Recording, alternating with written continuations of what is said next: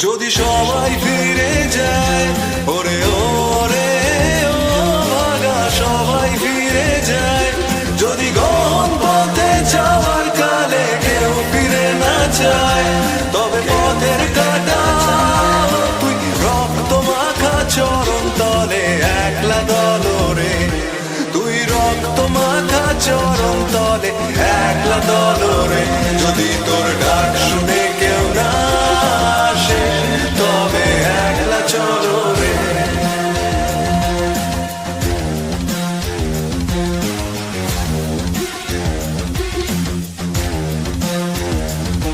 যদি আলো না ধরে, ওরে ওরে ও ভাগা আলো না ধরে, যদি ঝড় বাদলে আধার রাতে দুয়ার দেয় ঘরে, তবে বজ্রানলে আপন বুকের পাঁজর জ্বালিয়ে নিয়ে একলা চলো রে, আপন বুকের পাঁজর জ্বালিয়ে নিয়ে একলা চলো রে, যদি তোর ডাক শুনে কেউ না আসে, তবে একলা চলো রে।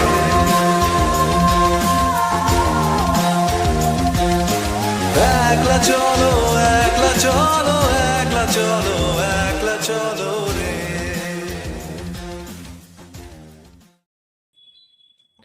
Hi guys, thank you for joining the live stream. I hope the audio is coming fine, right? Yeah, it is coming fine. Today we have a weird live stream. It's almost a pointless live stream because we are going to discuss something that could have been, and then in the end it wasn't. And the main point of this exercise is to just see the degree to which communism screwed us. We have countless examples. You probably know 50 examples off the top of your head, but this is one, probably a lesser known trivia, and this is all very new information to me. How Jyoti Basu 90s onwards, 1990 onwards was kind of, he had kind of been convinced that, yeah, the way we are running the state on the basis of communism, this is not working out really. We will have to do something else now, something new now. Then 1993, he brings in an industry incentive in tax break sort of a policy, which was destroyed in 2025 by Mamata Banerjee, and she retrospectively applied all the tax breaks, which nobody really cared about, I think, because there's not much hullabaloo about it. And then in 1999, Jyoti Basu approaches his allegedly his old friend Rajat Gupta, who later became an infamous person. He got into a lot of scandals and controversy for allegedly doing insider trading at McKinsey. Now that big and famous legendary company, McKinsey, was approached by the West Bengal government in order to they were asked to prepare a policy document. Just show us the way how to develop Bengal. I could not find that particular document. It's not available anywhere. It was probably a confidential document, but West Bengal government approached ICICI as well. I have found that document, and we are going to go through that. We'll skim through that. And it's kind of big, but half of it is a bunch of pages on statistics, so we will skip those. And we'll check out what was the mood surrounding Bengal at that point, because it's 1990 when Paranjay Guha Thakurta, your favorite journalist, called Jyoti Basu in an India Today article the darling of Indian capitalists. So what in the hell led to the situation that a leftist journalist like Paranjay Guha Thakurta ends up calling another leftist chief minister the darling of Indian capitalists, and not even as criticism, as a compliment that, okay, finally this guy is turning things around in West Bengal. So what was that era like, and then why didn't it fructify at all? We will discuss that, of course, in the live chat.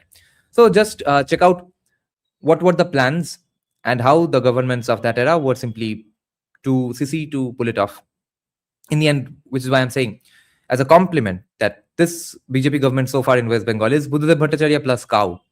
This is not a criticism, this is a compliment, that it's the best of both worlds.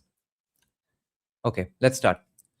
Since there isn't any clear documentation or course of action on this, I had to take huge help from ChatGPT, obviously.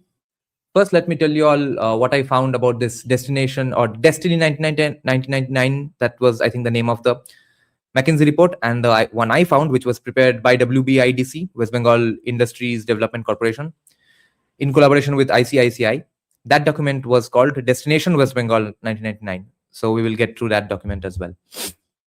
Okay, let me tell you all what I first asked ChatGPT.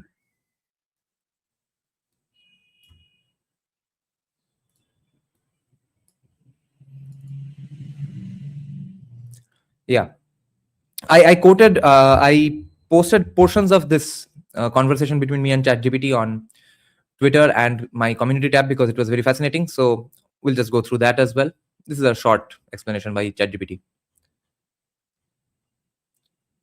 What was that Destiny Bengal 1999 document or report by McKinsey? This is what I asked ChatGPT. ChatGPT said, the Destiny Bengal 1999 document usually refers to a strategic economic vision / report prepared around 99-2000 for the government of West Bengal with involvement from McKinsey and Company and sections of Bengal's industry and business establishment. So you see, kind of, Jyoti Basu kind of realized that it was beyond him, beyond his personal political capital, and so a fresh face was required. That was Buddhadev Bhattacharya. Then ChatGPT says it is not a famous publicly archived report in the way that, say, the West Bengal Industrial Policy 1994 documents are. But among Bengal political and business circles, Destiny Bengal became shorthand, quote unquote Destiny Bengal. It became shorthand for an ambitious late 1990s attempt to imagine Bengal's economic revival after decades of industrial decline. Broadly, the report or project argued that Bengal could again become a major economic growth hub if it focused on infrastructure modernization, IT and services, logistics and ports, manufacturing revival, investment-friendly governance, and leveraging Kolkata as an eastern gateway to Southeast Asia. Practically everything that the BJP government will do now. Let me put this up on this screen. The context matters. In 1994, the government of West Bengal under Jyoti Basu had already shifted away from old anti-private sector rhetoric and adopted a more investment-oriented industrial policy.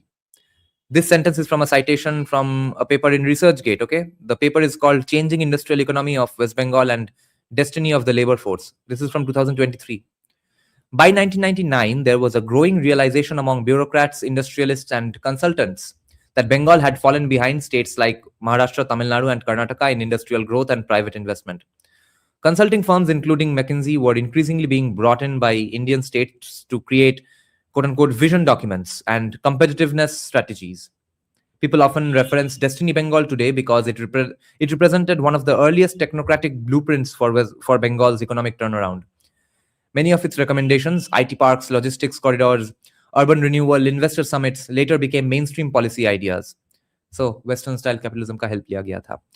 And critics argue that much of the vision was never fully implemented. There is very little easily accessible public archival material of the original document online today. It appears to have circulated mainly among government industry chambers and policy circles rather than as a mass public report.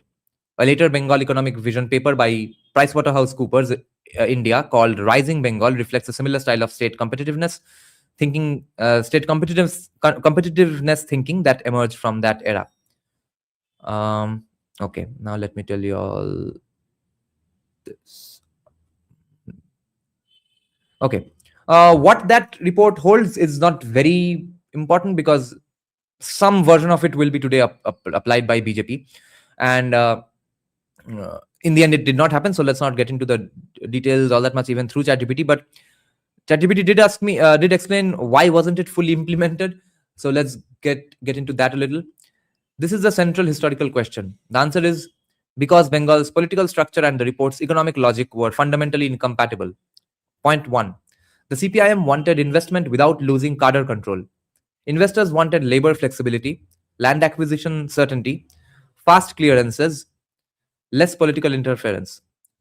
But the left's political machine depended heavily on unions, local committees, patronage networks, also known as freebies, politicized labor structures. Those systems scared investors. Point 2. Bureaucratic inertia. Even when leadership wanted reforms, implementation lagged badly. Many files moved slowly. Departments fought each other. Decision making was centralized and cautious.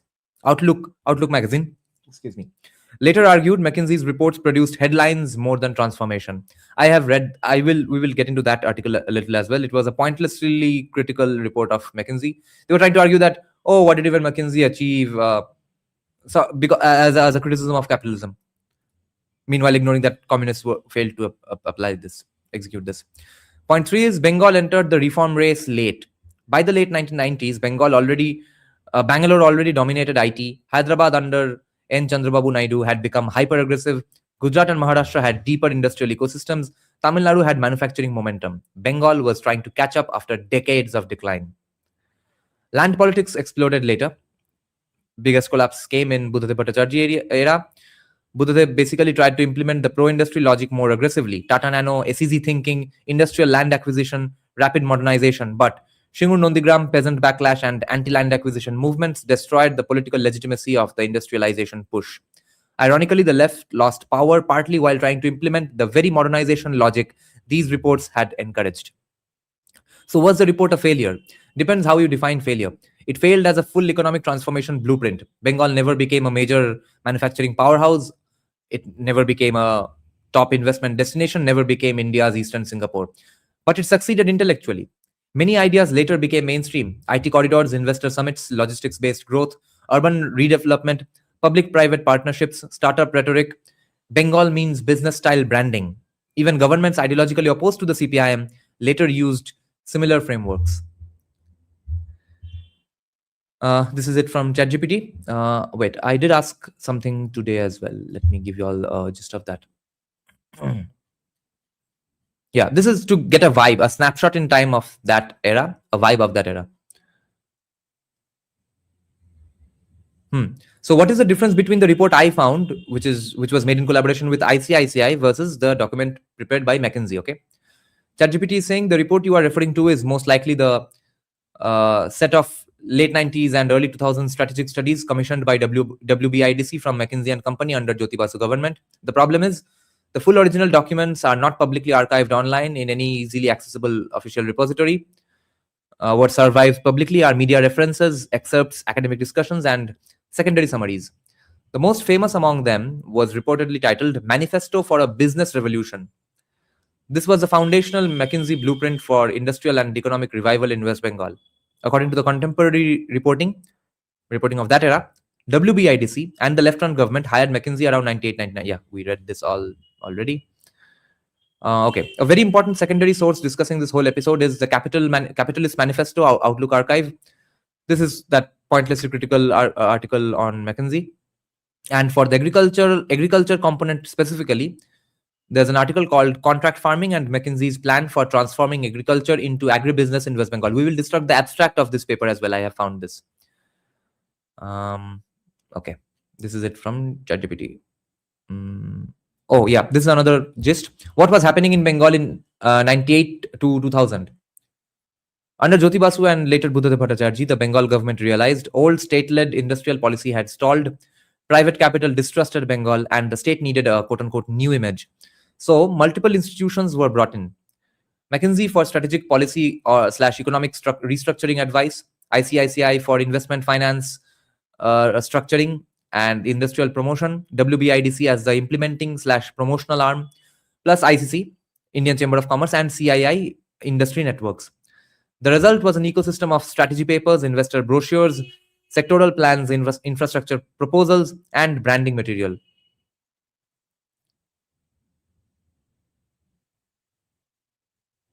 Okay, this is it from ChatGPT. Now let me show you all the article by Paranjay Ghotakurta calling Jyoti Basu the darling of Indian capitalists.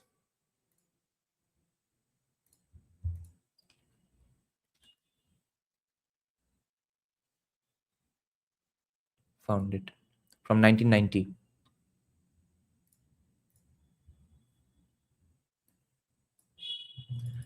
Rishabh, which document? The McKinsey one or the ICICI one? The McKinsey one is not publicly available. We are going to discuss the ICICI one right now after in 5 minutes after I take you all through some of those articles.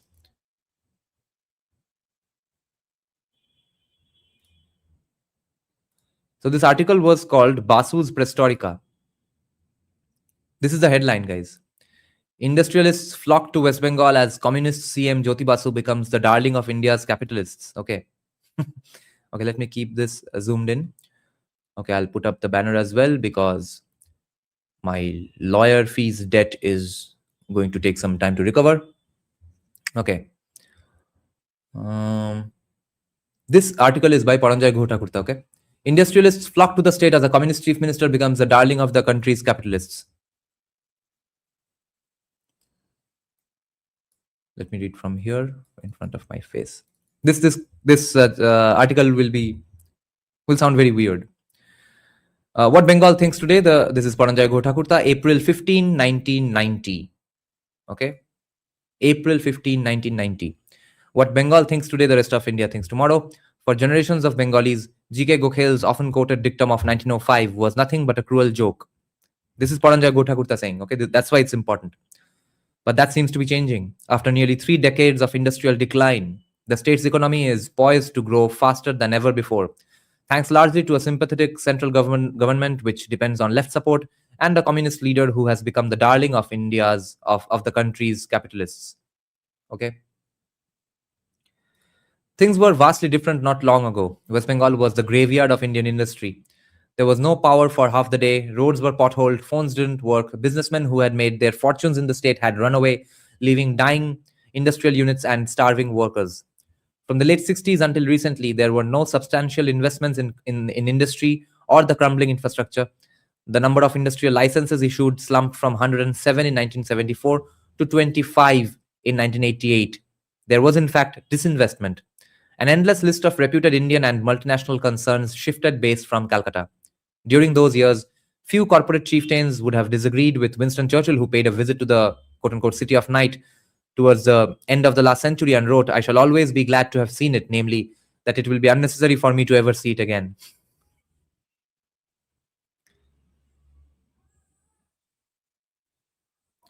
Today, as West Bengal's capital celebrates its 300th birthday, it's not quite the world's #1 urban disaster area or the dying city Rajiv Gandhi thought it was. It's where the action is. This is Paranjay Ghotakurta saying these things about West Bengal in 1990. At least for the Indian business community. Never have the dingy corridors of Writers' Building, the seat of the state government, seen such a long procession of well-heeled as in the last 4 months. And 13 has become a lucky number for Jyoti Basu, about to complete 13 years as India's longest-serving chief minister. Much as in those 13 years, already it was destroyed. Much as he would personally be appalled at the analogy, Basu is now not only a key player in national politics, but also the only politician who has met just about everybody who is somebody in the corporate world in recent times. This is Jyoti Basu putting in efforts in 1990, guys. We do not know this stuff because CPIM is obviously too embarrassed about it because they'll have to admit that they screwed it up for 13 years. Then they would have to admit that they wanted the help of industrialists. Then they would have to admit that they failed to apply into action the suggestions of those industrialists and consultancy firms. So therefore, the commies do not talk about this era. And the right obviously won't, because either they do not know or they would have to give credit to Jyoti Basu in a way. And businessmen are vying with one another to shower praise on Basu. Some samples. He's the most civilized chief minister in India, says Rusi Modi, chairman of the 1,861 crore Tata Steel, the country's largest private company. He is the tallest statesman in the country, the Gorbachev of West Bengal, says KSB Sanyal, president of Bengal Chamber of Commerce and chairman of the profitable rupees 200 crore public sector Andrew Yule Group.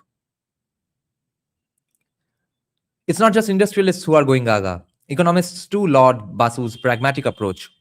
He acts like an impartial umpire.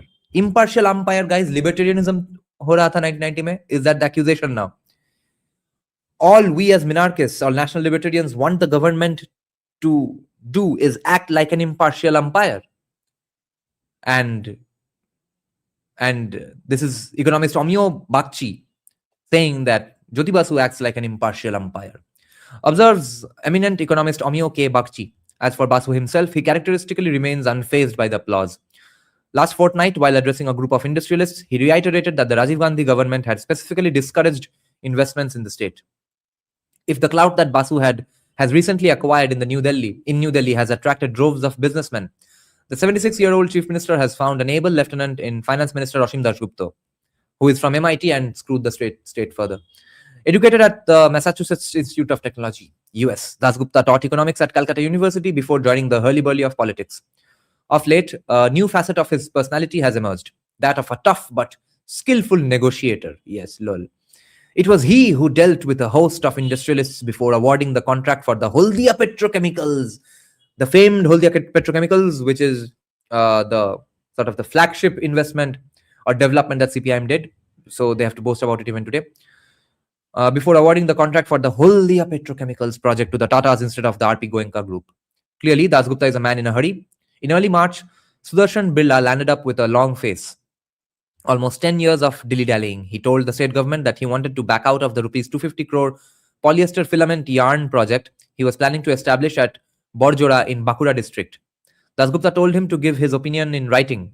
Next day, phone calls flew to Bombay. 2 days later, representatives of the Ambani-controlled 1999 Paranjoy Gu Thakurta, CPIM, Jyoti Basu.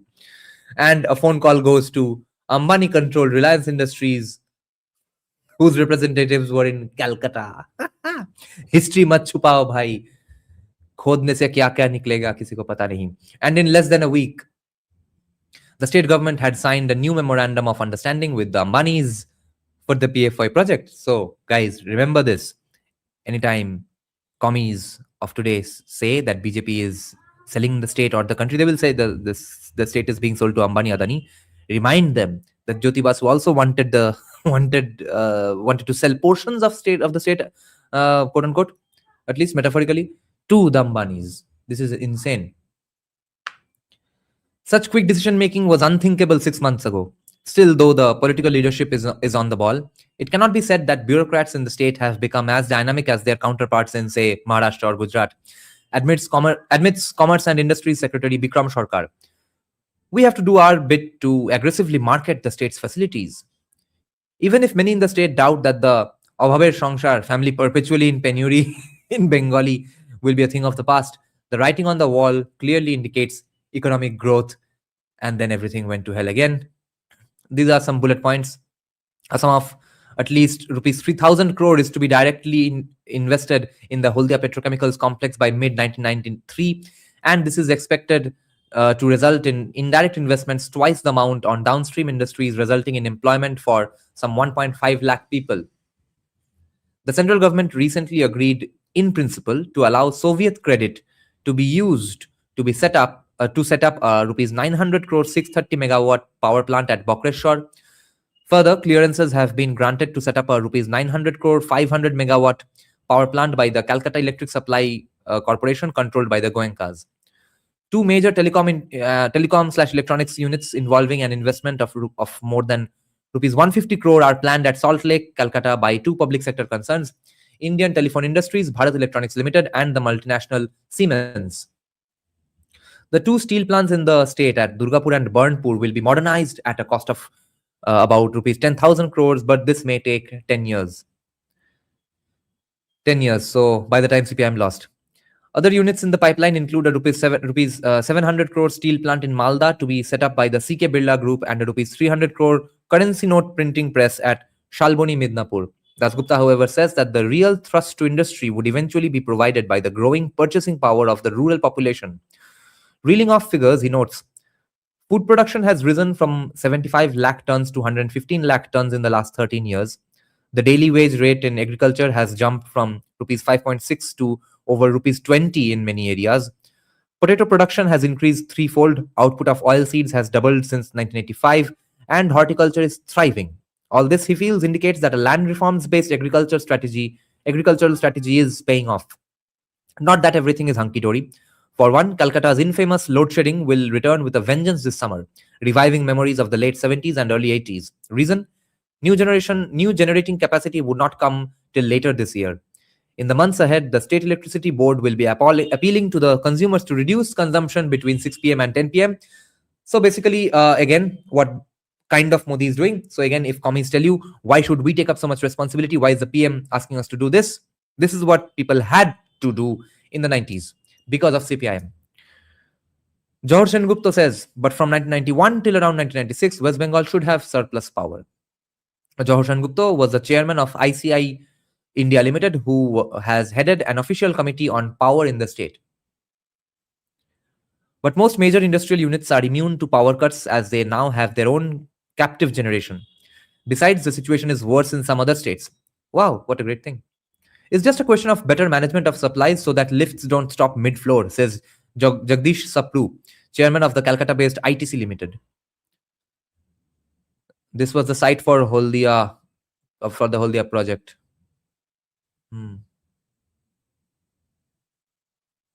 No national highway, no cool national highway back then.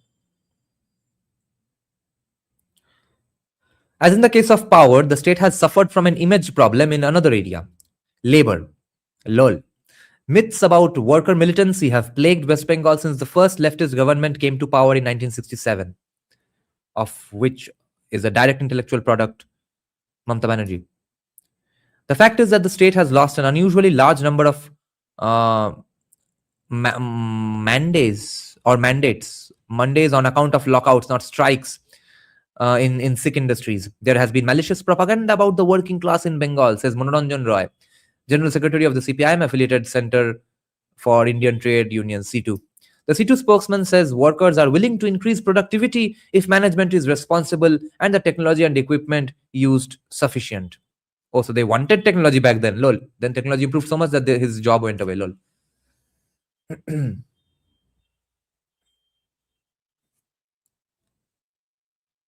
Numerous instances can be cited of surplus workers retiring from enterprises like Bata, Hindustan Motors, Jay Engineering, Texmaco, Dunlop, and Gramophone Company.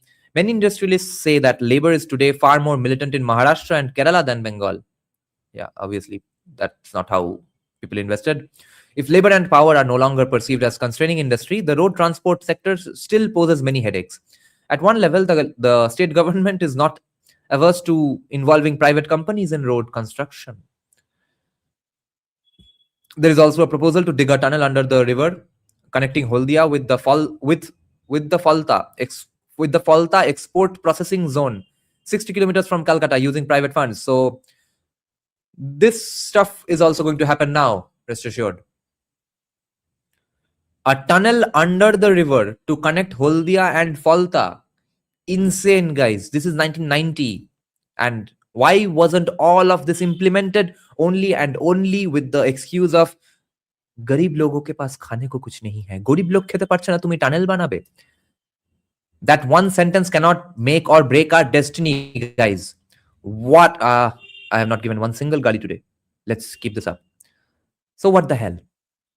And that soft bigotry of low expectations, that I will stall everything just because there exists someone called a poor person in the region, in the state or province or country.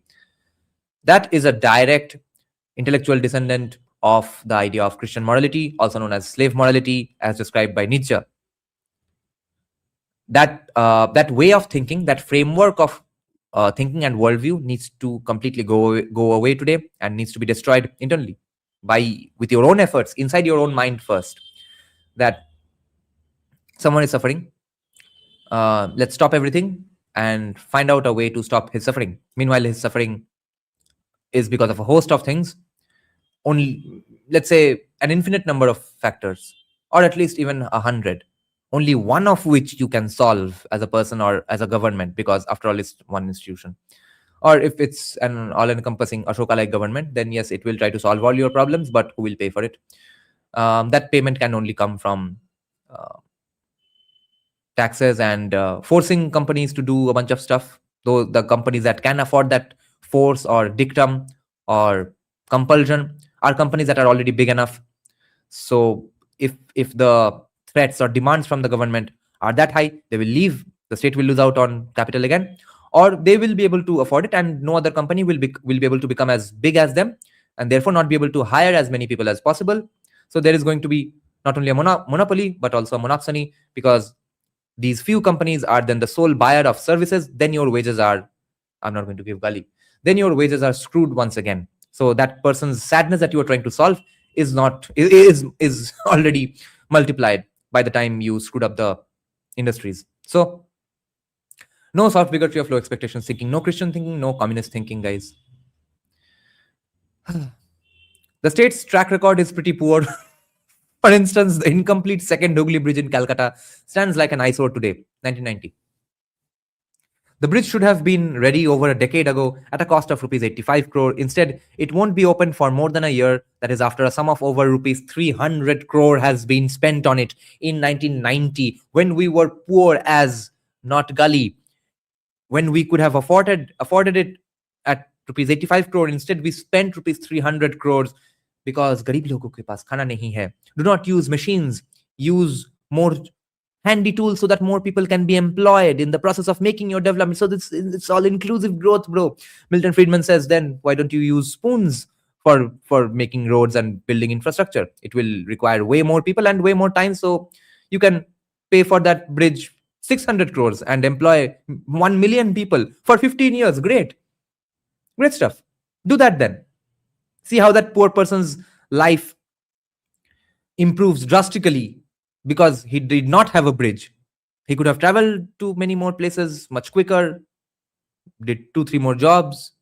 No, that's not going to happen because we are going to spend 300 crores on a bridge that would have costed us 85 crores. And people who follow American politics a little know this is word for word what's happening in California in many projects. But one of them is their California's rail project, whose budget is going on ballooning because of their labor related problems today, which has been, I think, Bengali commies in California have full support for that stuff. But this is great stuff. We are exporting our ideology elsewhere as well. What the hell are you all discussing? Okay. There are monuments of industrial inefficiency. The Santaldi power plant, which bore the brunt of the country's efforts to indigenize turbines and boilers, and the Haldia plant of Hindustan Fertilizers Corporation, which contains a veritable museum of equipment from all corners of the world. Huge sums have to be spent if these two units are to be revived. The same is true for most of the 62 jute mills in the state.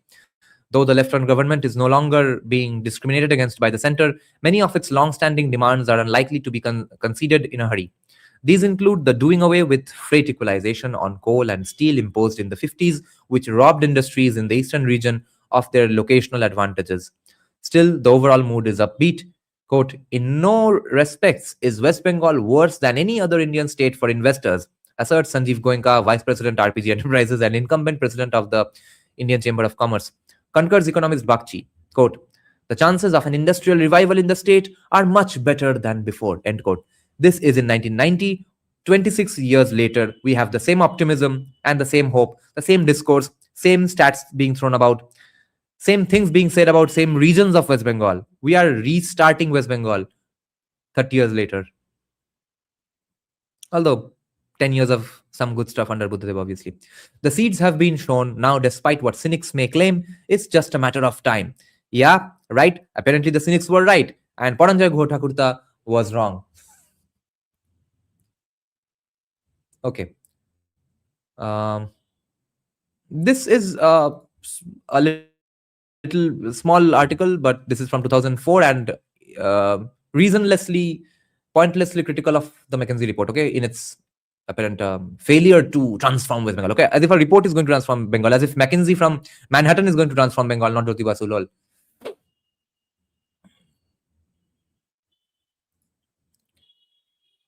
Some officials call it Mac can do. That's because the reports churned out by the US-based consultancy firm McKinsey for the West Bengal government has always been unduly optimistic. The bitter truth, however, is that the much-touted studies haven't really amounted to much. It all started in the late 90s when the firm was invited by the left regime, since it was perceived to be the most objective assessor of the state of things in West Bengal. A juicier, though unconfirmed story is that McKinsey's global CEO Rajat Gupta was asked by the then CM Jyoti Basu to undertake the first project because he was a Bengali boy, though he was born and brought up in Delhi. In January 1999, McKinsey presented its first report, Manifesto for a Business Revolution, noted the Note the clever use of terminology with communist associations by the fanatically capitalist firm, says Indian Chamber of Commerce Secretary General Nazib Arif, who was present at the meeting. McKinsey talked about the advantages West Bengal had in IT, agribusiness, and many new economy areas, charted out policies that could leverage these advantages, and talked about the negative perceptions about Bengal. Later, the firm was asked to draw up two reports on the state's agribusiness possibilities and its nascent IT industry, both of which were ready in November 2002. And these works have sparked indignation among Calcutta thinkers and policy shapers. Why did we bring in outsiders when there are enough institutions here to carry out the same kind of work? Asked Anup Sinha, professor of economics at IIM Calcutta. Many critics feel that listen to the name of this critic, by the way, okay, guys, early 90s kids who have been following politics for more than 15 years. Obhirup Sarkar, another man who people thought will become the finance minister under Mamata Banerjee. He allegedly said behind closed doors, no fucking way.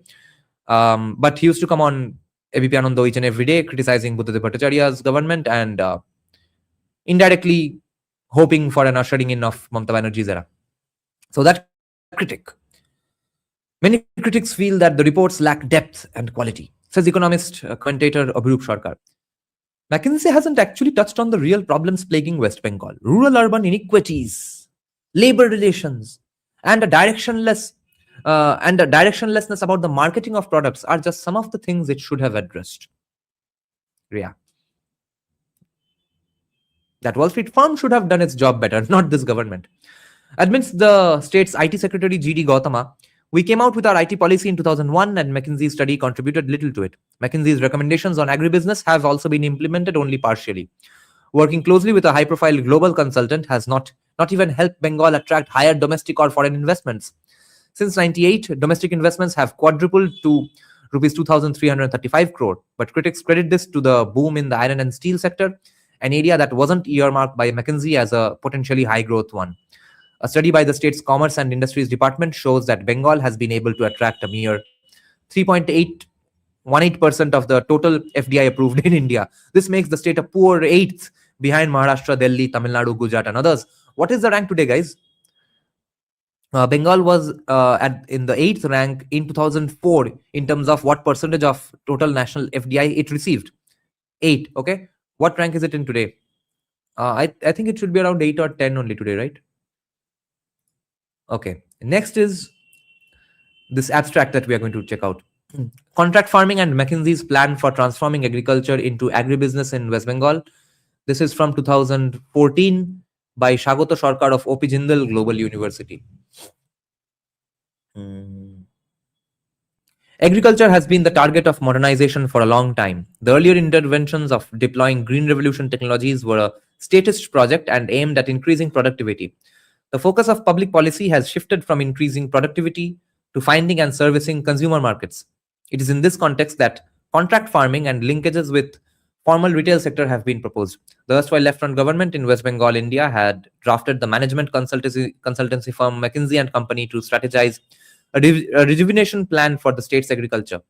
McKinsey suggested that the government should encourage farmers to enter into contract farming, which would allow them to access market, especially international and domestic metropolitan markets. The documents produced by McKinsey were confidential but have recently been leaked. In this article, I analyze these confidential documents and the proposal to transform agriculture into agribusiness. I try to locate such a proposal at the global level to understand the dynamics of global agribusiness and why global agri-capital advocates contract farming. Thereafter, I try to critically evaluate the prospect of contract farming in Bengal and India. So we'll have to discuss this paper as well someday. Let's see the conclusion.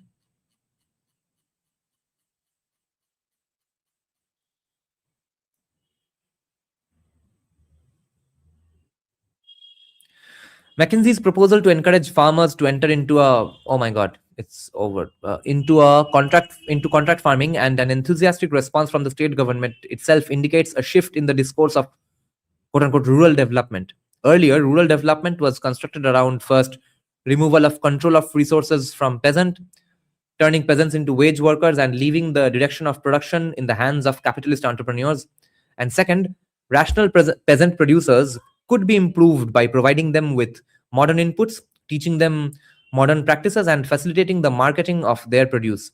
The problems of the peasants were explained by their exclusion from the quote unquote modern, that is the market, rather than by their exploitation by it.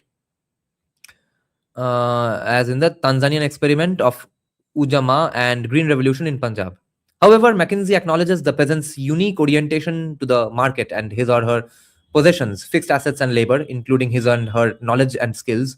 Then the attempt would be to accommodate this peasant into the capitalist production in the name of restructuration of agriculture and transition into agribusiness. Here, the emphasis is solely on production and income, and no grand claims of social development are proposed, nor are any goals of national or regional development to be achieved, as opposed to the objectives of Green Revolution, self-reliance in food, or that of these were the goals of Green Revolution. Okay, self-reliance in food, or that of land reform program, social justice. Okay, see, this is the problem with developmental economics in the first place.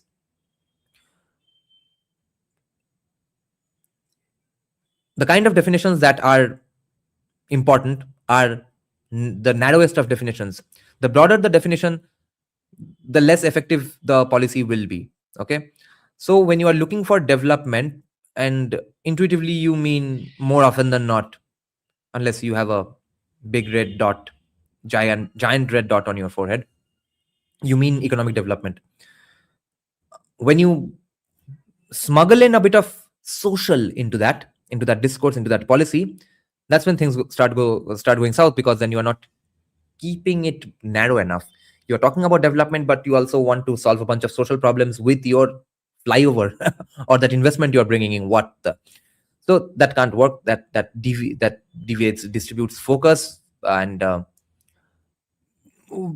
because of many ways, these things get screwed up, or simply someone else bears the brunt. Again, the company will pay less or charge more for its products. The general public who's getting developed along with that flyover will also pay for their products extra, etc. Or there will be more collusion between the government and the companies. And this is the same with LLCs or private limited companies. Why do they have that term? Because they are asked by the government to stay in your lane. Private, but stay limited. Limited liability corporation. You do not have unlimited liability. You are not private unlimited, because you have limited responsibilities and limited duties and limited expectations. When you ask the company to go beyond these simple economics and mathematical equations, that's when they will have a say in society as well. That's how capitalism completely joined hands with wokeism in USA and tried to screw with the populace for a while. But then after all, it was not government formulated. So it's now kind of retracing its steps. The approach here instead is technocratic for the McKinsey report, finding solution to a perceived singular problem. Though at the rhetorical level, contract farming proposes to offer better farm gate prices to the farmers, but in reality, it is devised to earn better rate of return for the investors. This necessary condition also confines the choice of crops that can be produced, that is, crops that have a ready market and would fetch higher prices. In the case of West Bengal, McKinsey suggested that cultivation of pineapples, lychee, mangoes, orchids, scented rice, and shrimps, where saline water bodies are available, should be undertaken. The identification of and specialization in particular commodities becomes the primary concern and preoccupation of the policymakers. The approach of policymaking is then within the context of contract farming, to paraphrase McKinsey, based on investor interests. As contract farming is organized under the aegis of investors' interests, so it is, because they are the stakeholders, so it is also necessary that the local market be organized in their interests, obviously. The response in this regard has been a near monopoly control of input supply and monopsony control over output purchase, with simultaneous blocking or banning exchanges of similar commodities in the local market. Yeah, as if there are no ways to solve that. This process has two consequences. First, it can hinder the development of local market as if it's developing right now. And second, it can restructure. So, you see, what if you do that bit of capitalism and it leads to a bunch of problems? So instead, let's not do that and develop 30 of your own original native problems. And second, it can restructure the market demand and prices with no beneficial effects on the local producers and consumers. So instead, we did not implement the McKinsey proposal and handed things over to CPIM and then Mamata Banerjee. Great. What a great substitute for Western style capitalism, guys. The proposal of contract farming indicates the desperate situation within which the regional governments like that of West Bengal finds themselves. The political urge to address the crisis in agriculture is mediated by the pressure on them to perform, which then translates into certain immediate and short-term goals. The greater question of social development is either suspended or is assumed to be achieved from such capital interventions. The very fact that investors are interested in contracting particular commodities helps us to deduce that the geographical space where contract farming would be practiced is limited by the choice of desired crops, and hence there is a little scope for contract farming to become a universal phenomenon in West Bengal and elsewhere. So that is a printing mistake. There is little scope for contract farming to become a universal phenomenon in West Bengal and elsewhere. There will be spaces left out where such farming would not be practiced, and at the same time, the state intervention might also be minuscule in these areas, leaving the perceived agrarian problem unresolved on a larger scale. The resolution of predicaments of capital and the state resulted in the strengthening of the grip of capitalism and market economy. The search for solution to agrarian crisis ended in the very problem of market, where it had all begun. Yeah, the problem began at markets, right? Lol. Okay, now we will check out the main document.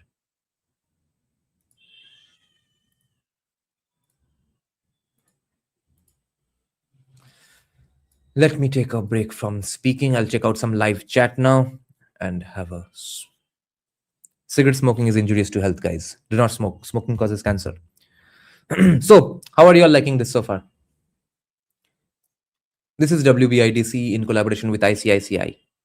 So, guys, see what we missed and see what the commies were thinking, see what commie journalists were thinking, see the criticisms of certain sides back then, which are very different today, see the involvement of Ambani. Let's see the highlights first.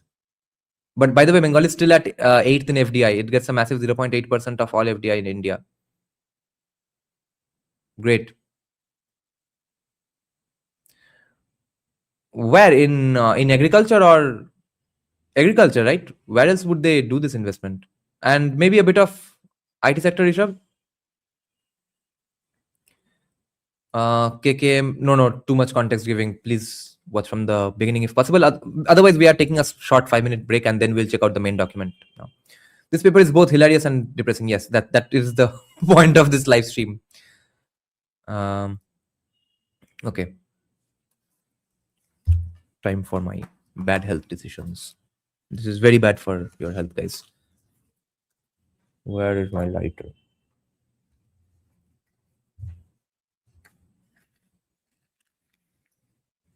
Dada never reads the chats, really. I am reading now.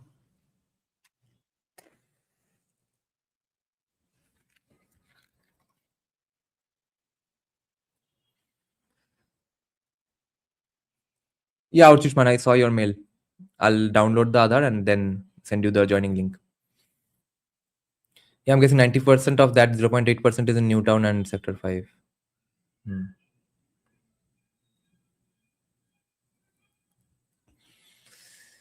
Yes, definitely cutting in the smoking is very bad for lung endurance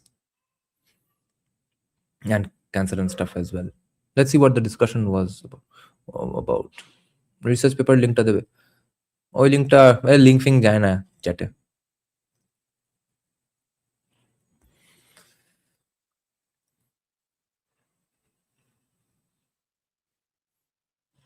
This whole live session feels a tuition class of COVID period. Yes, naughty bachche.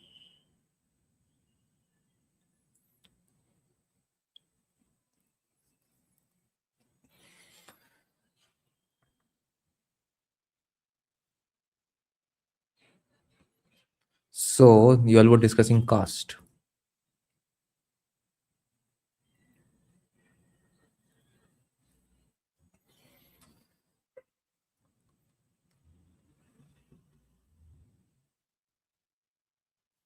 Yeah, damage, and no one's going to touch Ninja with a 10-foot pole because of his alleged Nazi links. Not his directly, but Hitler apparently reading Nietzsche and becoming a Nazi just because of Nietzsche. If he hadn't read Nietzsche, he would be a peaceful monk.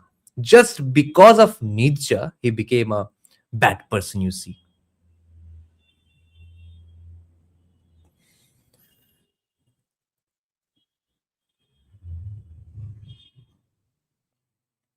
Check out the highlights here. Wait, these are huge statistics pages.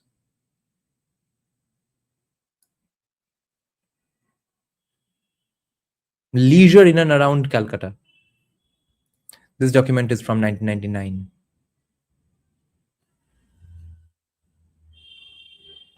Highlights of government incentives. Check this out, guys.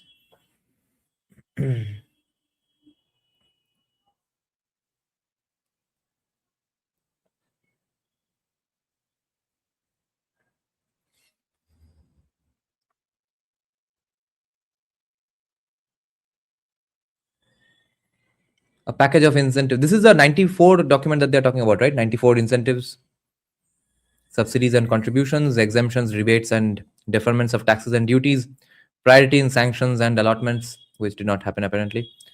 These hold good for all industrial projects not included in the negative list. Subsidies. Capital investment graded by location and type of industry with additional incentive for early birds. Development fees and charges paid for conversion of land use, provision of water, sewerage and pipe coal gas, stamp duties on land lease and incentive scheme registration. Captive power generation graded by by location to support purchase and installation of generating sets.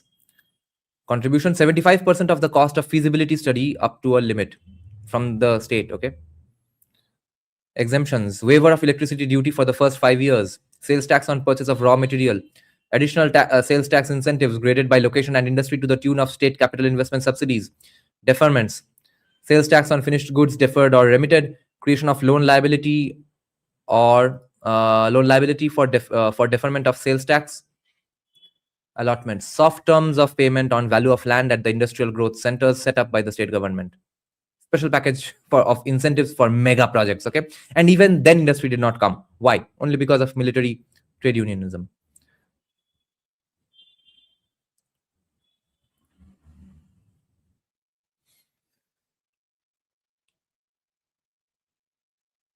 And Rishabh, these incentives are not that bad. Jyoti Basu did try then. He could not. He grew the snakes.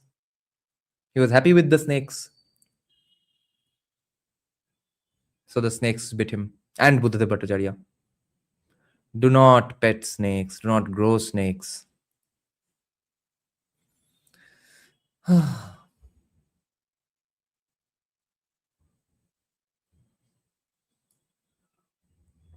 Destination West Bengal. The land.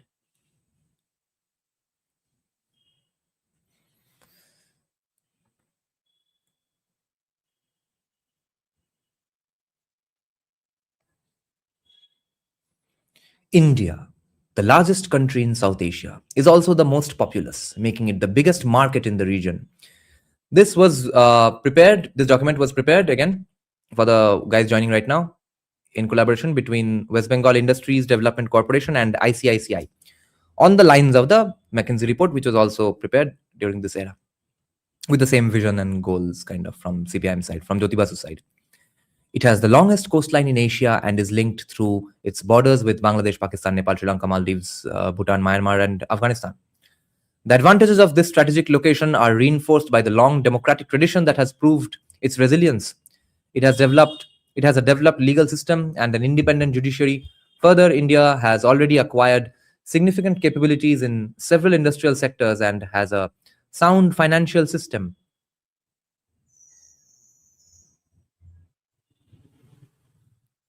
A large pool of educated and skilled manpower combines with its diverse and significant natural resources base to make it most suitable for rapid industrial advancement. This is from 1999. To put it precisely, India is the seventh largest and the second most populous country in the world, the largest democracy in the world, the 12th largest economy in terms of GDP measured in US dollars, and sixth largest on the basis of PPP, according to IMF Study 92, with one of the largest industrial sectors in the world. The industrial climb. After 4 decades of industrial development based on active public sector involvement, lol, yeah, industrial development based on active public sector involvement, yeah. Regulation of industry and restrictions on import and foreign investment, India embarked upon an ambitious and bold program of economic change in July 1991. This is the WBIDC saying good things about the 91 reforms, guys. What is happening? The new industrial policy announced in July 91 and the subsequent changes have introduced wide ranging measures aimed at delicensing and deregulation and have opened up the economy for foreign investment. The new business environment in India envisages a greater role for the private sector and encourages direct foreign investment. The private sector can now operate in all areas except those of strategic concern such as defense, railway transport, and atomic energy. The requirement of obtaining an industrial license for manufacturing activity is now limited to only 15 industries of strategic, social, or environmental concern. Realizing that sustained industrial and services sector growth needs support of a world-class infrastructure, the policymakers have meanwhile, they could not build a bridge on Hatania and Doania River, which could have transformed Bokhali into a sort of a Goa of sorts. Why? Because of slave morality. That the boatmen would lose their jobs. So you rather be a boatman generationally in your family than make extra profit through a hotel or a bunch of shops you could put up, or one significant shop that would be flocked by tourists all year round if Bokhali had become a significant beach destination. And that could not have become a beach destination because you would need to take a boat or a ferry on your way to Bokhali.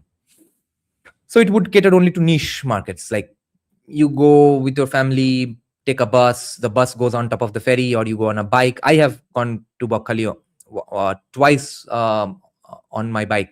Once I put up the bike on a ferry, once on a goddamn boat.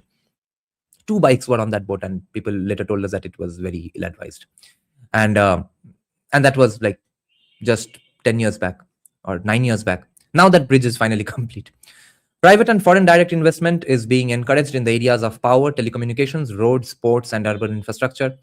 Taking note of their special character, the present policy is trying to address its regulatory, legal, and fiscal needs. The government has already announced tax relief, lowering of import tariffs, and other fiscal concessions to ensure that investments in these sectors remain viable. In 95-96, India had a GDP of $314 billion and per capita income of $341.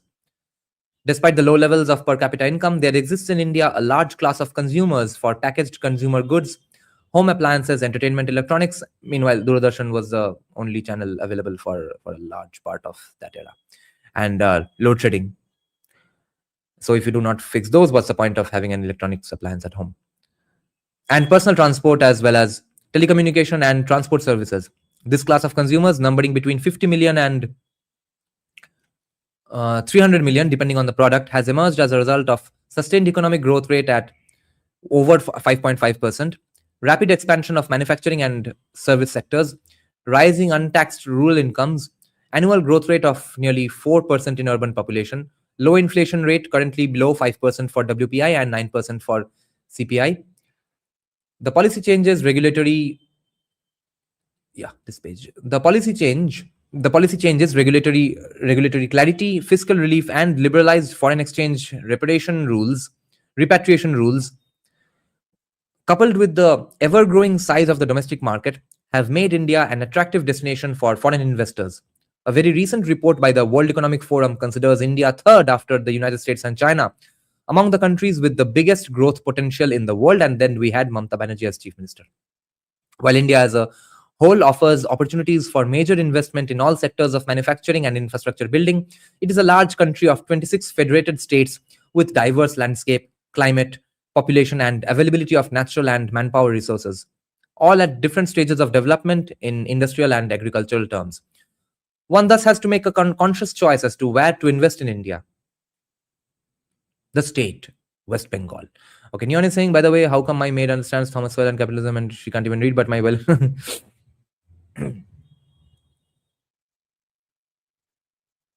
Yeah, they have been groomed that way.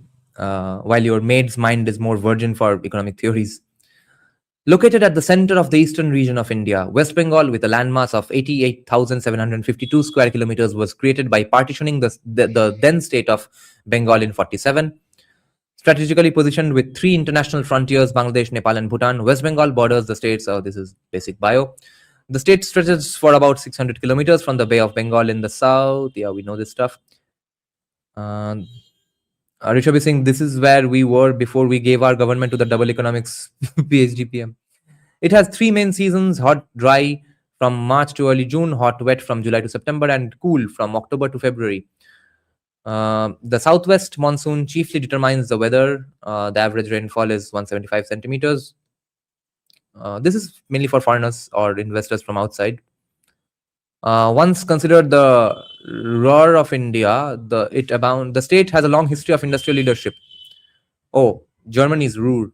It abounds in resources that spearheaded setting up of industries such as engineering, steel, jute, tea, silk, and jewelry. At the time of independence in 47, West Bengal was the most industrially advanced state of India. Then what happened to it? Calcutta, the capital of West Bengal, located on the banks of the mighty river Hooghly, it's basically Ganga, has always been the principal business and commercial center of eastern India, as well as the gateway to the entire hinterland. A megapolis with a major port and airport, Calcutta at one time was the capital of British India and is today India's gateway to the east. This rhetoric sounds like BJP manifesto as well, right? Why invest in Bengal? Stable political environment with the state government determined to bring about rapid industrial growth and eager to discuss specific needs of the investors. They really tried, guys. Close to where the markets are. Best and traditional access to domestic markets in eastern India, the northeast, and the landlocked countries of Nepal and Bhutan. Well connected through electrified railway and road network, gateway to fast-growing and lucrative markets in Southeast Asia, Far East, and Australasia. Connected through the international airport at Calcutta, served by well over a dozen international airlines, and two main ports at Calcutta and Haldia. Flight time, 2 hours from Calcutta to Bangkok, 40 minutes to Dhaka, 3 hours to Hong Kong via Bangkok, 3.5 hours to Kuala Lumpur, 4 hours to Singapore, 9.5 hours to Tokyo. This was in 1999. Availability of a large reservoir of human resources at competitive costs, literate and English speaking, significant pool of trained professionals, all of whom are in Bangalore today, significant pool of trained professionals and qualified personnel, good educational facilities created over the years, which are destroyed today. Rishabh is saying when the times are bad, the best efforts fail. When times are good, even bad bets pay off. Here's to hoping Achhe Din are finally here. Rich natural and mineral resources base. The soil is ideal for vegetation. Paddy, jute, potato, pulses, and fruits like mango and pineapple are among the cash crops. Large deposits exist of coal, limestone, dolomite, granite, and china clay. Availability of abundant power and fresh water. One of the few power surplus states in the country. The distribution of power in Calcutta has been for many years with the private sector CSE Limited, also known as a monopoly. The riverine state with significant rainfall has abundant source of fresh water. Affordable cost of real estate and other infrastructure, low cost of living index. Developed telecommunication facilities. VSNL, the international carrier, has one of its 4 gateways at Calcutta. A trip down memory lane, guys. While 0.8 million fixed lines are provided by the Department of Telecom, Calcutta was first to have mobile cellular services in the country. Jyoti Basu famously made the first mobile phone call in entire India. Calcutta was the first to have mobile cellular services in the country. Other services include internet, radio, pagers, guys, audio text, and email services. Developed financial services sector, apparently in West Bengal back then. It is true. But yeah, see how much we lost. Developed financial services sector, guys. We had a developed, not developing, a developed financial services sector. Calcutta Stock Exchange is one of the largest in the country. Calcutta also has the regional offices of all major financial institutions and domestic and foreign banks. Imagine if at that point we had done the things we planned. See where we are going to start from today. Vibrant in culture. The state is a major center for cinema and theatre. Calcutta boasts of some of the best clubs in the country with fine golfing courses and rowing clubs. strong agricultural base, creating a powerful and dynamic rural economy. Ah, West Bengal today. The state of nearly 70 million people is the most densely populated in India. The eastern region as a whole accounts for 24% of the nation's nearly 1 billion population. The state has 17 districts, pointless info. Let's see. Encourages private sector investment in power generation to meet increased demand, invites joint and assisted sector participation along with the public and private sectors for mobilizing necessary resources and expertise in important areas of economic activities. Envisages projects through private and joint sectors for development of industrial and social infrastructure like housing, health, education, water supply, hotels, roads, communication, growth centers, and other vital areas. These are the stuff that Bengal does. The state government has also taken following steps to encourage investment in industry. Implementation and application of West Bengal incentive scheme 1993. This is 93. This is not 94. For some people, people keep calling it the 1994 incentives. Simplification and streamlining of sales tax laws. A cabinet committee on industrial investments has been set up under the chairmanship of Chief Minister chairmanship of Chief Minister to expedite decision making on industrial as well as infrastructural investments. So all of this was planned by Jyoti Basu and also planned by Narendra Modi. It was implemented only by Modi, not by Basu or Bhattacharya. Formation of empowered committee at the state level under the chairmanship of Chief Secretary to provide for time-bound decision making regarding investment proposals. The single window agency of West Bengal Industrial Development Corporation Limited, Shilpo Bondhu, has been strengthened to provide effective escort services to new projects. The idea is to eliminate delay. As an effective backup to the empowered committee at the state level, committees in each district have been formed under the chairmanship of the district magistrate to ensure quick decisions regarding land, employment, and other matters. So, this document is from 1999, guys. West Bengal has the fifth largest economy in the country with a state GDP amounting to $16.1 million. A comparative picture of the major states in India is represented below. The state registered strong economic growth over the past several years, propelled by significant advances in the agricultural sector. It has, over the last 5 years, registered a growth rate higher than that of the nation as a whole. My God. For the year 95-96, increase in the state GDP was 7.37% as compared to the national average of 66.92%. That's what we do today as well. In terms of the sectoral shares, the primary agriculture and mining, and secondary manufacturing and tertiary sectors, meaning the services sector, contributed 30.8%, 25.3%, and 43.9% respectively to the state income. In the agricultural sector, West Bengal continues to register high growth in food grain production and yield. The state registered the highest growth in food grain production among all Indian states during 85 through 90, with a growth rate of 34%.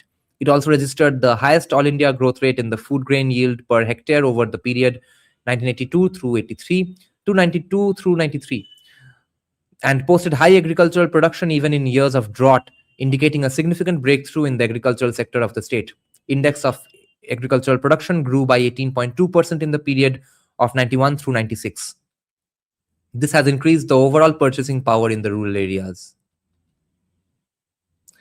The industrial scenario has shown a steady improvement in the last few years, both in terms of production and labor relations. Really, growth in industrial production has improved from 2.8% in 93-94 to 11% in 96-97, and investment from rupees $2.5 billion in the period from 77 through 81 to rupees $67.3 billion. No, $1.9 billion. 2.5 billion from 90s.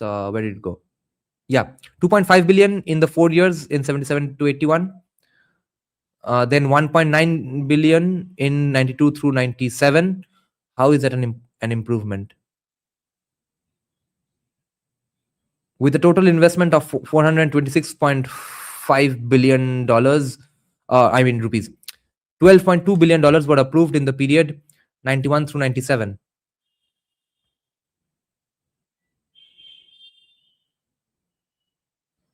So it actually went down.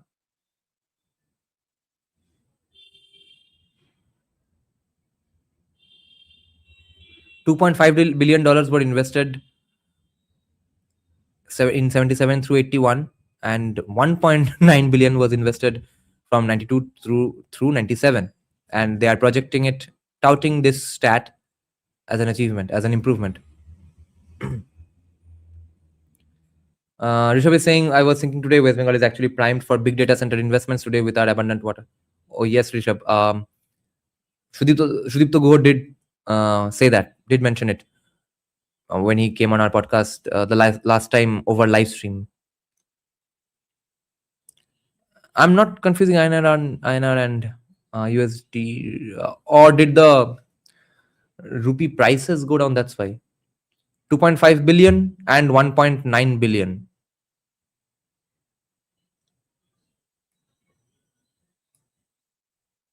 Probably because of the rupee losing relevance, etc.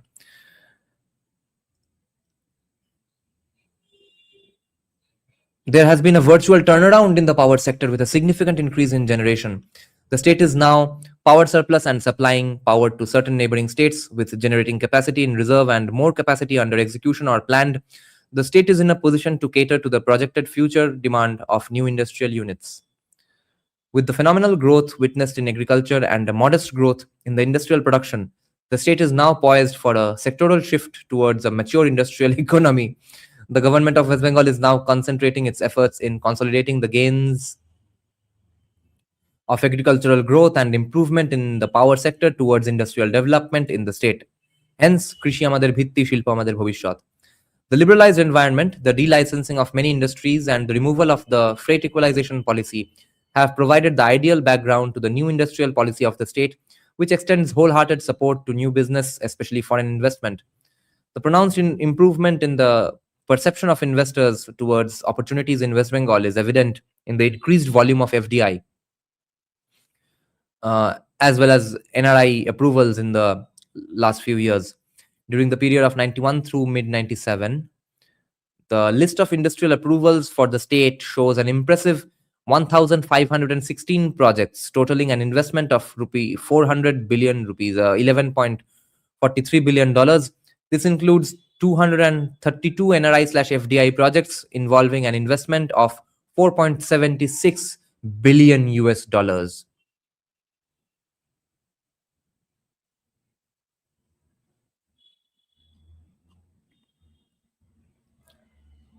Calcutta, the capital of West Bengal, continues to be the principal business and financial center as well as the gateway to the entire eastern and northeastern region of the country. The city, home for over 11 million people in 99, is considered by many to be the best place to live in among the 5 metros in the country. Yeah, absolutely. Communication and financial infrastructure. Calcutta is well connected by roads and railways to all major cities in India. Calcutta and Howrah are the twin cities on either side of the river Hooghly. Howrah has developed into an industrial center. The two are connected by 3 bridges and ferry services across the river. Now a metro as well.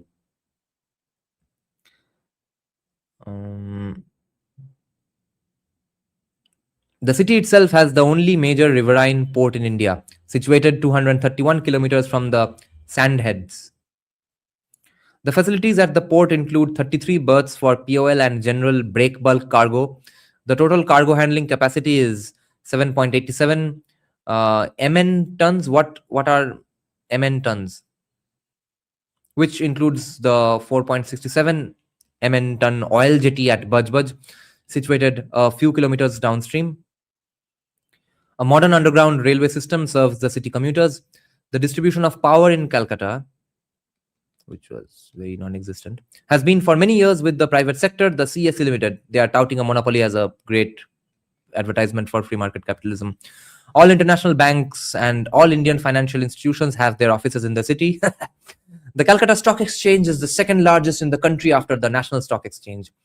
The city has nearly 0.57 million basic telephone connections served by digital exchanges. At present, there are 2 mobile, unimportant. Land cost and rent rates are 50% to 80% cheaper compared to Delhi and Mumbai even today. Oh, million ton, acha. Oh, just MN is million, acha. 80% cheaper compared to Delhi and Mumbai. The city has good educational facilities with 3 universities, 2 engineering colleges, and 4 medical colleges. Social infrastructure. Calcutta has long been the cultural capital of India. It continues its eminence in the arts and sports through a host of international award winning filmmakers, the biggest cricket stadium in the world, several fine golf courses, and a vibrant turf. The oldest rowing clubs in the country and a number of social clubs, some dating back to the last century. Science City, a 600 million rupee high-tech science museum, is the second of its kind in Asia. The several modern hospitals and nursing homes in the city provide excellent medical care to its population. The city has a zoological garden, botanical garden, the National Museum, and the National Library for the scientifically and culturally inclined. Guys, let's check out the comparisons of that era. A recent survey by India's leading daily brings out clearly the inherent advantages of living in this metropolis. Price of basic food stuff. Okay, this is same stuff that we tout even today, lol. Testimonials now. Newsweek from 1997.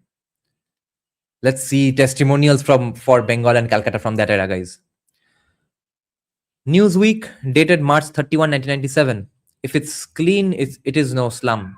Mahesh Butch, a leading urban administrator of India, argues that a city is dead unless it has a soul. For more than 2 decades, factories left Calcutta and jobs disappeared in the face of general decay and political unrest. All the same, its citizens retained a sense of identity and the city its soul. The account for spick and span maintenance of its subway system, which remains a source of pride for Calcuttans even as the overall civic services collapsed. In the face of decay, the city retained its soul. Okay, so in 1997 they were saying 2 decades factories have left, and now we have to add more years to that. Okay, next. Newsweek, dated March 31, 1997. Okay, so that edition was all about Calcutta. The real revolution to Calcutta came with a simple idea: to clean things up a bit for the foreign investors. The city built a 4-lane expressway to the airport, put in new entrances to train stations, and in a midnight raid called Operation Sunshine, sent bulldozers to raise sidewalk shacks and food stalls along major thoroughfares. Commies, when they complain about this stuff today, or the Howrah station uprooting of hawkers, this is what CPIM did, guys. Operation Sunshine, and they did it again and again.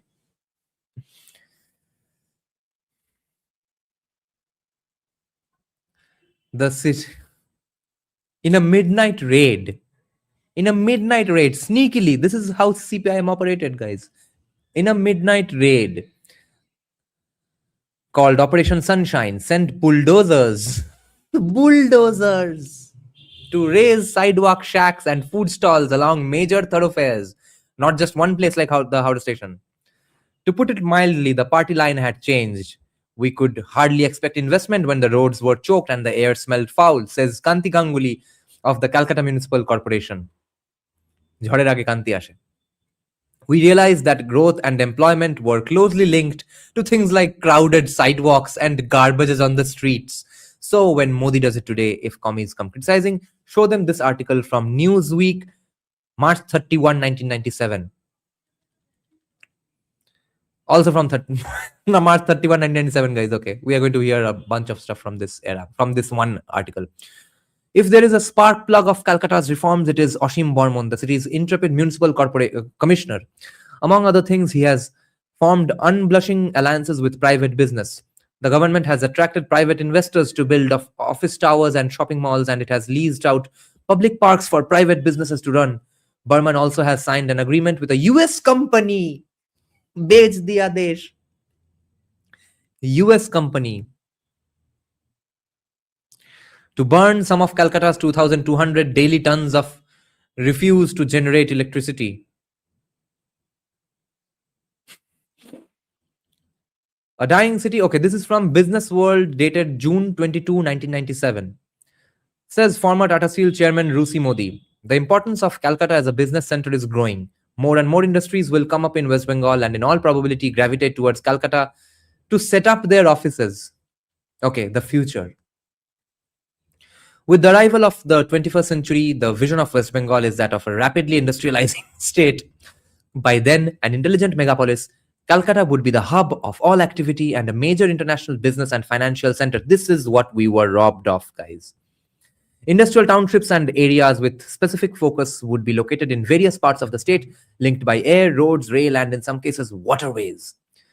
The vision of West Bengal by the turn of the century is of a region that is India's most favorable environment for domestic and foreign investment.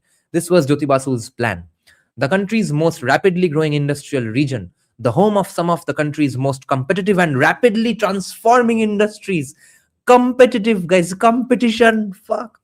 India's principal gateway to the economies of the Asia Pacific. Calcutta is a leading industrial trade and services center of India. Arthur D. Little, ICICI, the one we are reading report, A Vision of West Bengal's Industrial Future, a Strategic Perspective. This is a citation from there. In order to achieve this vision, there are several prerequisites. The state on its part has the following to offer. This is where the state did not do anything. Intent of the government and strong desire of the people. This first ball is what bold entire West Bengal. Clean bold entire West Bengal. Sounds a lot like, mysteriously sounds a lot like Western style capitalism, yes. Infrastructure, land, water, and power. This has to be provided by the government. Jyoti Babu had a journey from Stalin to Gorbachev to Yeltsin.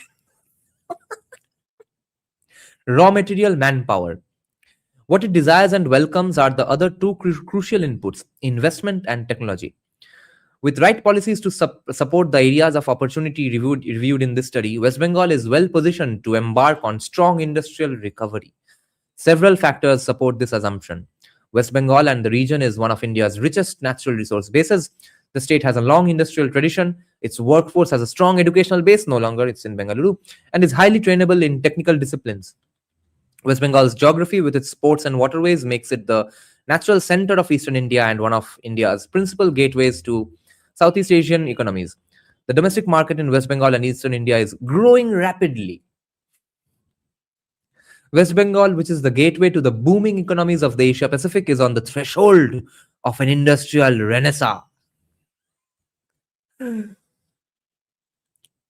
Areas for future growth. Haldia. Oh my God. Let's see this. Haldia is a major river port town with an existing industrial base located 56 nautical miles downstream and south of Calcutta across River Hooghly at the confluence of Hooghly and Haldi rivers. By existing roads, it is 136 kilometers from Calcutta, spread over a notified area of 32,000 hectares. Haldia is fast growing into a major industrial center of eastern India. So when Shatarup and all say that CPIM really developed West Bengal, what they mean is they pretend or imagine that all this was implemented. What they intend to say is that yes, we had plans. What they say is that yes, we did all of that stuff already. What are you complaining about? In the present phase of expansion, an additional area of about 6,000 to 8,000 hectares is being planned to be acquired and developed into a mega industrial township. Supported by the major port complex, Haldia, with its existing and proposed manufacturing base and oil refineries, is ideally suited for industries requiring export of bulky finished goods or import of voluminous raw material. Mother unit. Its existing industrial base, social infrastructure, and transport linkages make Haldia a good choice for further growth of industry. The upcoming major petrochemical complex of Haldia Petrochemicals Limited adds a new dimension to these possibilities by acting as the, this is all done and dusted. What's this about Mitsubishi? Another mega project in Haldia with great downstream opportunities is the purified terephthalic acid (PTA) project being implemented by Mitsubishi Chemical Corporation of Japan at the estimated cost of $353 million. Construction work is in progress. Is this the chemical hub of Haldia or Nandigram that Buddhadev Bhattacharya faced flack for? Rishabh is saying so many things I've seen in this doc that Modi has implemented elsewhere. Yes. Haldia dock complex, upgradation possibilities.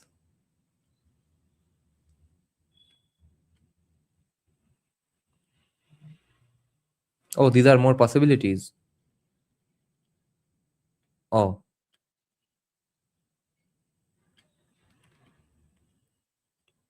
Major projects in various states of implementation, guys. Let's see which projects were back then in the middle of their progress.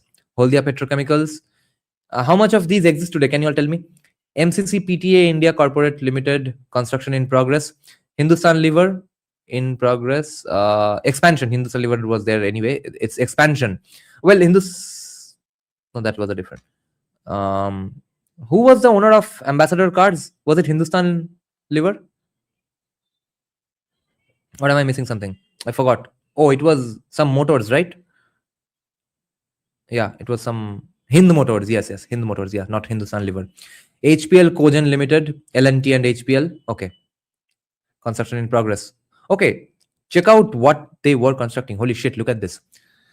Holdia Petrochemicals were constructing, they were going to do ethylene 420 KTA, propylene 210 KTA, other downstream products. MCC PTA was trying to do purified telephthallic acid, 350,000 TPA. Hindustan Liver was trying to do chemicals for detergents. HPL was trying to do 117 megawatt power project. Indian Oil Corporation, LPG terminal, 600,000 TPA. Venture between IOC and Petronas. Oh, they were doing 600,000. I don't know how it's mentioned. Okay, so the Indian Oil Corporation project was a venture between IOC and Petronas. Unocal / Paharpur Fertilizers. They were going to make urea, land identified. TCG Refinery, 600. They were trying to do a refinery, 6 million tons. South Asian Petrochemicals, PET resins. Look at the investments, guys. Holdia Petrochemical invested $1.2 billion in 1999. My God. MCC invested $353 million. Hindustan Liver invested $19 million. HPL Cogen invested $114 million. Do check out the numbers here. Caltex India, $51 million LPG storage facility. Bhushan Steels, $47.6 million. Excuse me. Cold stored steel sheets. Okay. Shamon Ishpat, $7.4 million cold rolled steel sheets. Holdia Polyparks, $30.7 million plastic processing units. ITW Signode packaging products, $5.9 million. Opportunities. Durgapur, Asansol. Existing units are, okay, these are the existing units. ACC, Durgapur Cement, Durgapur Malleables, Durgapur Oxygen, Durgapur Projects, Integrated Durgapur Steel Sale. They are all government projects. Hindustan Cables, Hindustan Fertilizers, Ophthalmic Glass Limited. Oh my God, look at these companies. Infrastructural facilities. Siliguri. Let's see the plan for Siliguri. What can be done in Siliguri, guys? Because what will be done in Asansol Durgapur is a lot of what happened and some private investments. Let's see what were the plans of CPIM for Siliguri. Strategically located on the foothill, that's blah, blah, blah. Let's see the plans. Infrastructure facilities in Siliguri. Power supply from hydel plants in the region. Chukha power project and the grid. Power availability adequate. Adequate water available from Mahananda River and underground sources. Oh, these are the descriptions. What were the plans? Oh, these are potential. No plan has been described really. Opportunities. Food processing, leather, paper, horticulture, and floriculture. This is for Siliguri. Yeah, this is for Siliguri, guys. Holy shit. Kollani. Let's see Kollani's opportunities. Light engineering industries, industry-specific parks. Kharagpur opportunities, foundries, light engineering and steel downstream. Salt Lake City.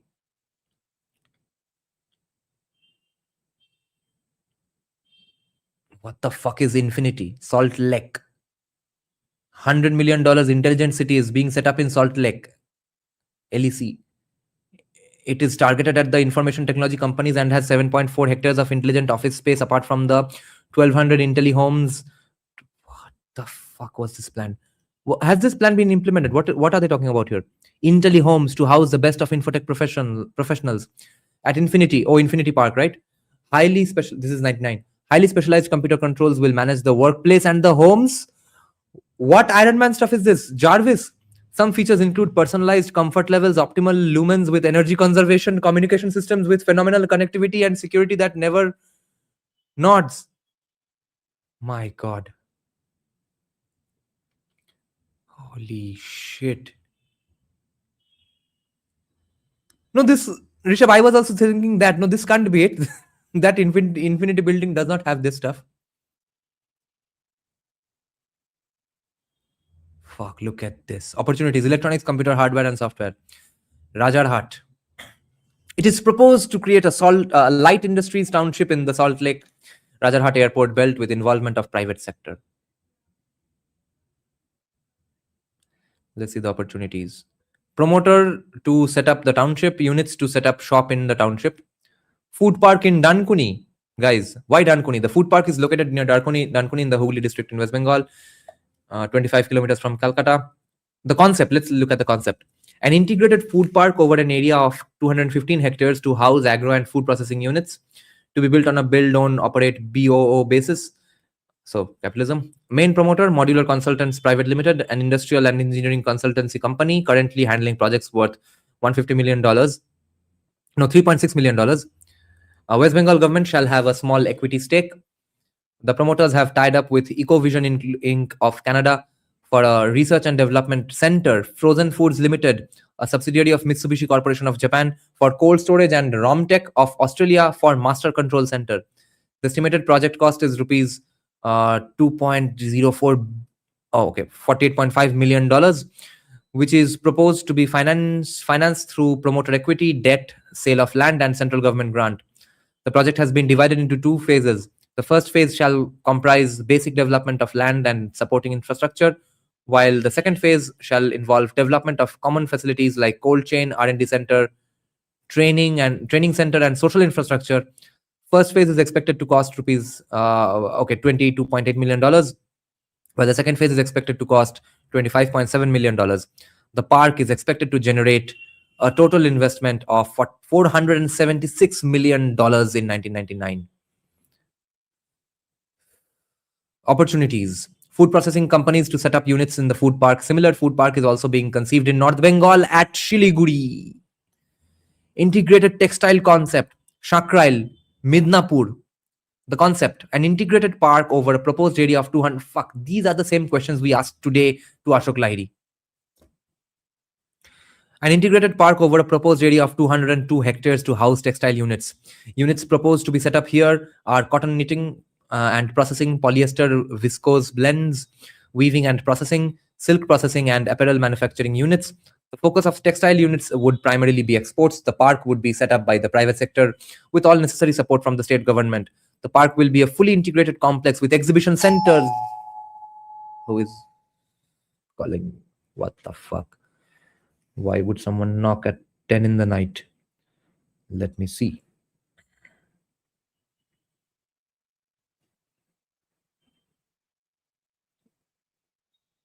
Let me see the CCTV.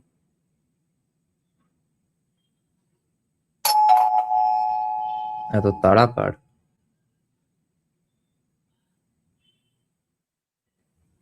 Who is this?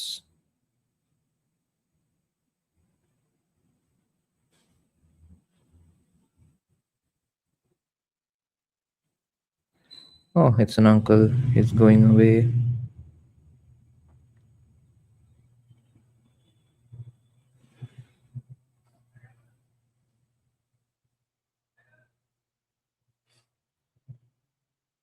Okay. Anyway.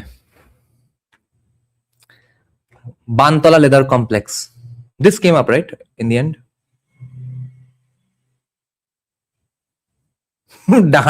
ডানাত এখন লুকোনো ডানাত এখন পকেটের ভেতরে আছে। Why Shakrail? The park will be commercial complexes, exhibition centers, offices of various fabric and accessories vendors, banks and post offices, fully equipped and futuristic technology center, guest houses, recreational facilities, and medical facilities. Bhai.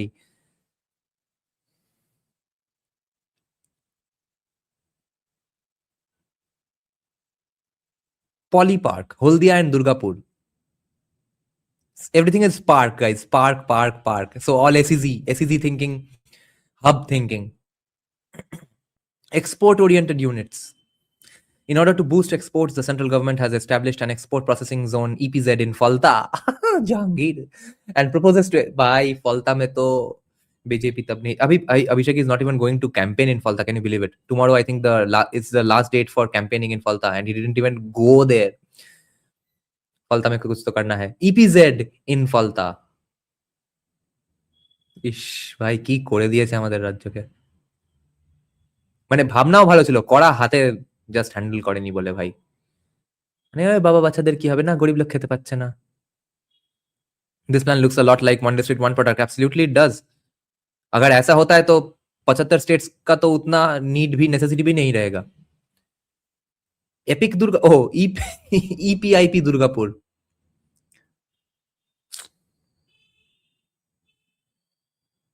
the concept project provides for creation of industrial and social infrastructure of high standards primarily for export oriented units. The project is promoted jointly by the state and the central government. The project is being implemented by the ADDA, Asansol Durgapur Development Authority, a state government body, no wonder. Spread over an area, yeah, ठीक है. Project status. Project in advanced stage of implementation. By end of current year, allotment of plots to entrepreneurs will start. Opportunities. Units to set up shop in the EPIP. And Teno, this actually shows how much we think only and only Buddhadev Bhattacharya out of the blue had these plans, and he was completely a breakaway intellectually from Jyoti Basu. That was not even the case. Jyoti Basu just realized this is beyond his control now. He wants these things to happen. He did, like you were saying, like Rishabh was saying, he did become Gorbachev, tried to become Deng Xiaoping, thought of becoming Deng Xiaoping, then could not. Metal producing and processing, industries with competitive advantage.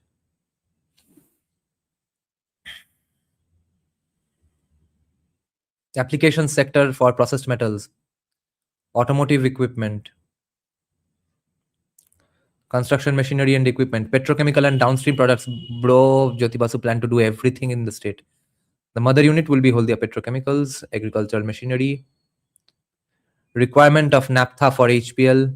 Another mega project being planned in Holdia is for the manufacture of 350,000 tons per annum of purified terephthalic acid. Yeah, electronics and telecommunication.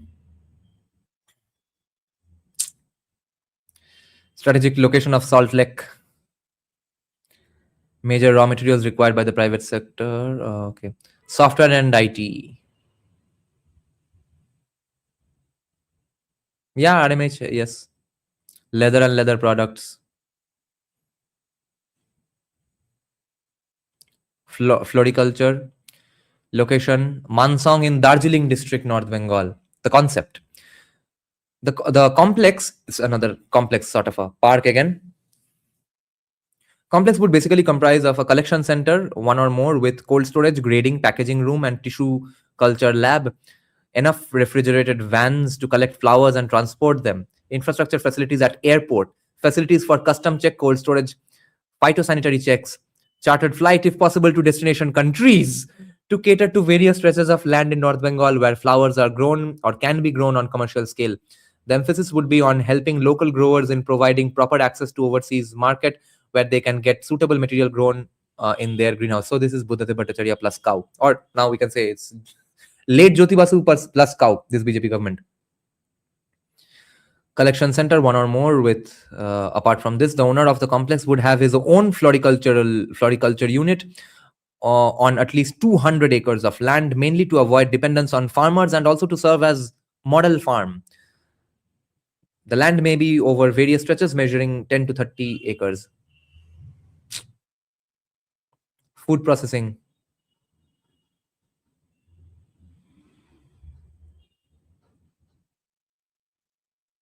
In 1995, McKinsey of USA, in their report FAIDA, highlighted that around around $35 billion. It probably should be million, right? 35 million. Billion is required to be invested in the food chain by the year 2005 in India to cope up with the proportionate agricultural and farm output of food grains, fruits and vegetables, cereals, oil seeds, dairy, fishery, poultry, piggery, goatery, and marine food products.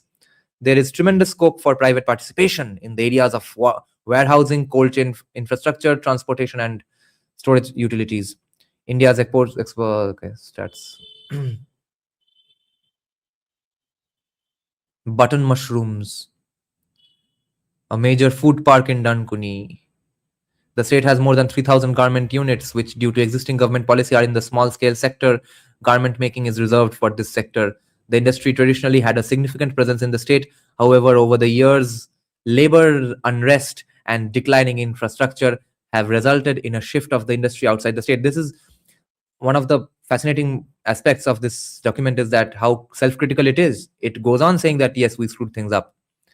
West Bengal's share in India's exports today is only about 0.5%, though in certain segments of the domestic market, such as children's wear and hosiery, the state's presence is more significant.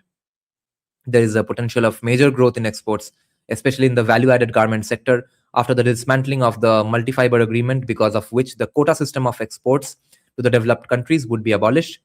The state is ideally placed to exploit this opportunity because of the advantage of low-priced skilled labor, abundant supply of raw material, airport, port, etc. Okay, next is textiles, though we are discussing. Large textile park, jute products, aquaculture. তারপর 60 trade union লিডারকে প্রধান মুখ্যমন্ত্রী বানালো. Poultry, research and development center in Kulia. Oh, it already has. Infrastructure development planned for poultry, or for what? The state needs a substantial improvement in its existing road network. ये तो आधा हो ही गया है. Kharagpur Mohishadal Expressway, Calcutta Siliguri Expressway, Belghoria Expressway was done. Kamalgaji Kulpi Road. What the fuck?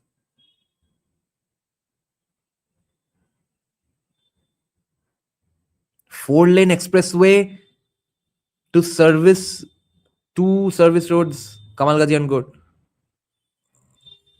Okay, so this is the one that has come up besides that Khal, the Adiganga Canal.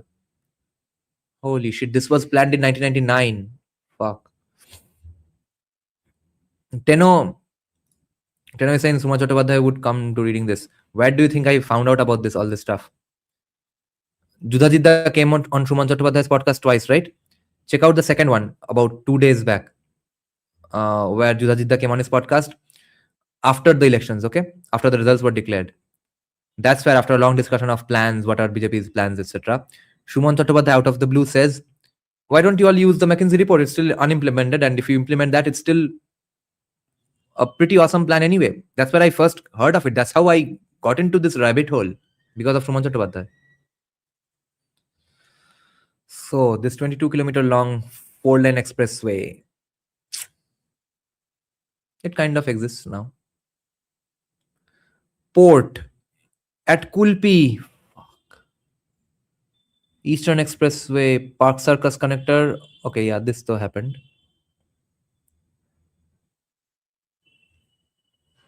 Urban infrastructure in Calcutta. Let's see.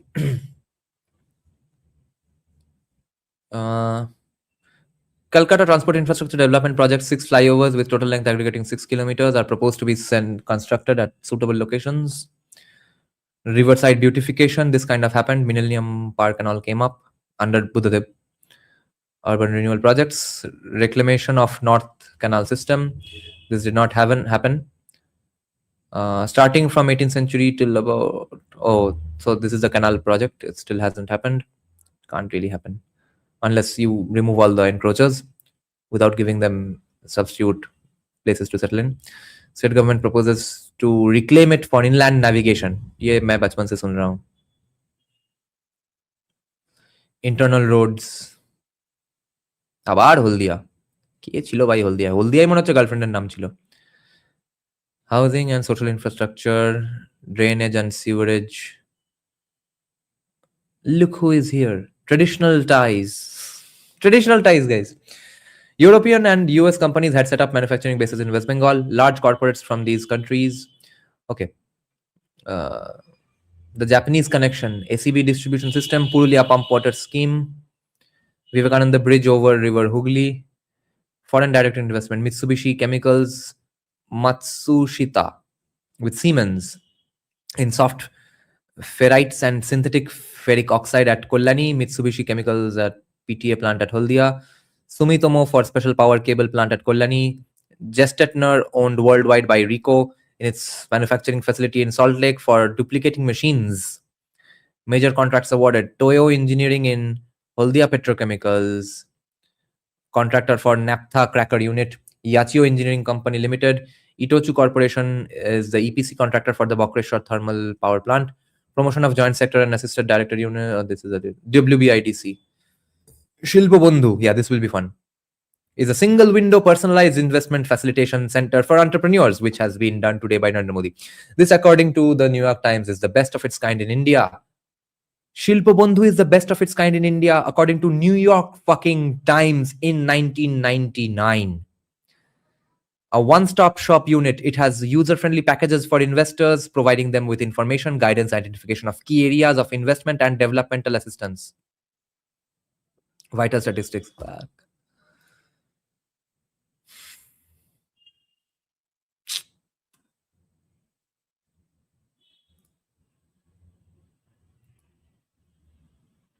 What's the stuff we missed out on? Okay, guys, thank you for joining the live stream. I'll go offline now on this depressing note. Thank you. See you all soon. Tomorrow at 9 p.m., we will have Ross Malik with us in a live streamed podcast. Bye-bye, guys. Thank you. Thank you for joining. Good night. যদি সবাই ফিরে যায় ওরে ওরে ও ভাগা সবাই ফিরে যায় যদি গহন পথে যাওয়ার কালে কেউ ফিরে না যায় তবে পথের কাটা তুই রক্ত মাখা চরণ তলে একলা দলরে তুই রক্ত মাখা চরণ তলে একলা দলরে যদি তোর ডাক শুনে কেউ না তবে একলা চলো রে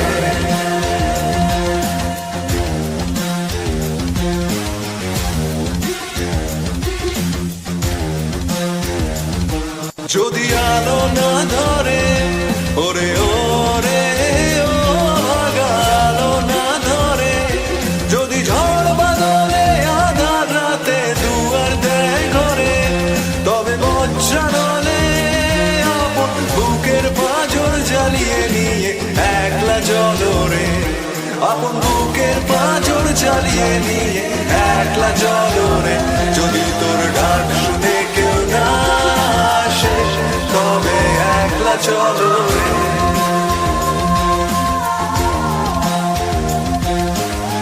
একলা চলো একলা চলো একলা চলো একলা চলো